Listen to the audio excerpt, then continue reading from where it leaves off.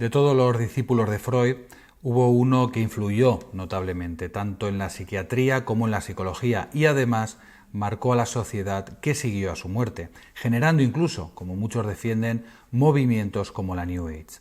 Hoy vamos a hablar del autor de este famoso y extraño libro rojo. Hoy hablaremos de Carl Gustav Jung y su psicología analítica. Carl Gustav Jung trabajó en sus inicios con Sigmund Freud. Terminó, como todos los neofreudianos, no compartiendo muchas de las teorías de Freud, en especial la concepción que tenía sobre la libido, que para Freud era únicamente sexual. Para Jung, la libido no solo tenía un sentido sexual, era también energía psíquica o anímica en general. Jung fundó la psicología analítica desarrollando un paradigma lleno de conceptos hasta ese momento muy poco conocidos.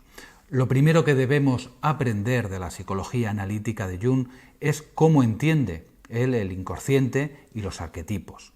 El psiquismo junguiano comprende la conciencia y el inconsciente. En este inconsciente encontramos vivencias reprimidas, olvidadas o percibidas bajo el umbral de la conciencia como la experiencia colectiva, que es heredada. El inconsciente individual está organizado en complejos que son experiencias emocionales que con frecuencia se originan en un trauma psíquico, siendo propios del desarrollo ontogenético, es decir, el desarrollo de la experiencia vital de cada individuo.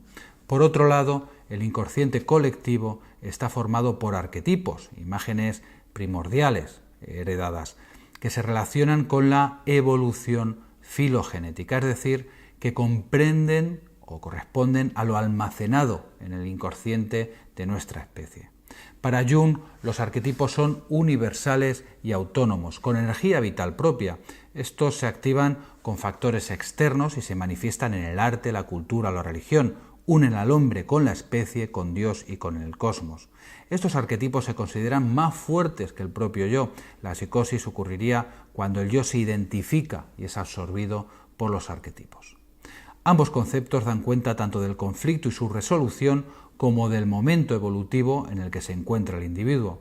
El inconsciente es portador de sabiduría y vitalidad, por lo que el individuo enferma cuando desoye sus fuerzas inconscientes. Para Jung, esta sabiduría se ve en los sueños, donde afloran los arquetipos, por lo que todo sueño contiene sabiduría fundamental para el individuo. Entre los arquetipos más importantes tenemos el arquetipo sexual o alma, el arquetipo luz o el saber y el arquetipo cosmos o el sí mismo. El alma es lo más importante para la terapia, pues media entre la singularidad del individuo y el inconsciente colectivo.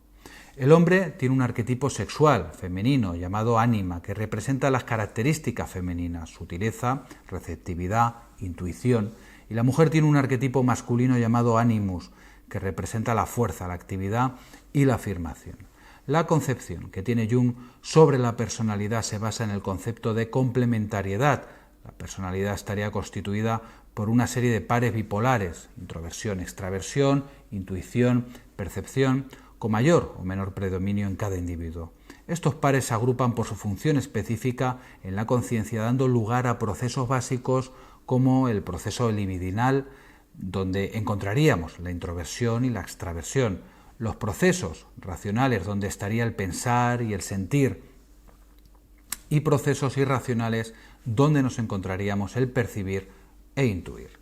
Según la psicología analítica, el ser se debate entre dos arquetipos, persona y sombra.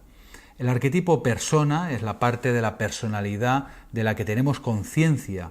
Este arquetipo representa las aptitudes del individuo hacia el exterior, protege el psiquismo, pero es nefasta si el sujeto se identifica completamente con ella. Por otro lado, la sombra es la parte negativa, reprimida inconscientemente y no asumida. Tiende a la proyección en otros, es del mismo sexo que la persona y tiene también una función compensatoria en la psique del individuo. Si queréis profundizar en este tema, os recomiendo un magnífico libro titulado Encuentros con la sombra. En próximos, si conoces, hablaremos sobre este libro, que describe a la perfección la relación que debemos tener cada uno de nosotros con nuestra propia sombra. Ahora abordaremos el tratamiento propuesto por Jung en su psicología analítica. El método que propone es el sintético hermenéutico, cuyo objetivo es el proceso de individuación del ser. Esto implica la autorregulación y la síntesis total de los contrarios. La individuación implica convertirse en quién eres, poseerse a sí mismo, ensanchar la conciencia y desarrollar la individualidad. El resultado es un nuevo género de unidad personal. Los estadios del proceso terapéutico para la individuación del sujeto son los siguientes. Lo primero que debe de hacer el terapeuta es confrontar al sujeto con los aspectos conscientes, es decir, su persona, con los no conscientes, la sombra.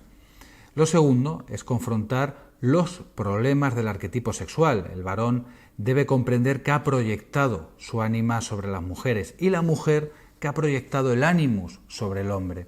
Si se han completado correctamente todas las fases anteriores, pueden comenzar a aparecer los arquetipos de luz o sabiduría, que se representan con la imagen del anciano y la del cosmos, que implica la sincronicidad, principio de conexiones causales con el orden del universo. Para poder sondear en la psique del individuo se utilizará la técnica de la amplificación del material de los sueños y las creaciones fantasiosas o artísticas, examinando además todas las connotaciones posibles que una imagen puede tener en el paciente, conectando también con vivencias personales o con arquetipos. Otra técnica usada por Jung es la técnica de la imaginación activa, donde se centra la atención en una imagen ininteligible de un sueño o en una imagen importante para observar las transformaciones de dicha imagen. Jung es muy complejo y difícil de entender. Quizá eso es lo que lo hace apasionante. Recuerda suscribirte a nuestro canal para no perderte nada. Hasta el siguiente Psiconoce.